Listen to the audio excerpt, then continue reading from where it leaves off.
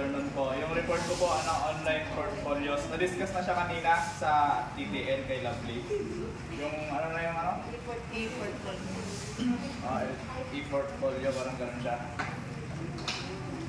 And portfolio. Aside from live art exhibitions, there are alternative ways to showcase art more efficiently to a wider audience. And that is through digital platforms. Digital portfolios are relatively cheaper to make since some platforms are free. So, alam naman natin yung portfolio, di ba po? Doon kino-compile yung mga yung mga documents sa school, mga projects, gano'n. So, dito sa online portfolios, gano'n din siya, parang doon din tayo magko-compile. Pero sabi niya dito, free, libre lang kasi sa pag may internet ka, hindi makakapag kaya-kaya mong gumawa ng online portfolios.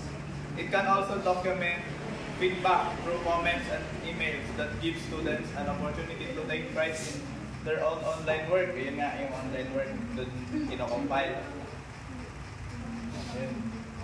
Guess nyo na. That's rules on privacy. When posting online, make sure that you follow the privacy policy of the school. Paano yan? Dapat hindi, dapat kino-consider mo rin yung ilagay doon kasi according sa privacy ng school. Even for parents, posting a photo, especially with the minor's face, is not allowed. Some parents do not even allow posting the artwork with their names written on it. Always keep this in mind when posting artworks or student faces online. So, hindi tayo pwede mag-post ng doon ng, halimbawa, mukha ni Lovely. Magpo-post na lang tayo nang hindi tayo nagpapaalam sa kanya. Hindi po pwede. Sabi niya hindi po, it is not allowed. Apo. Tapos yun lang. Na-discuss na po ito eh.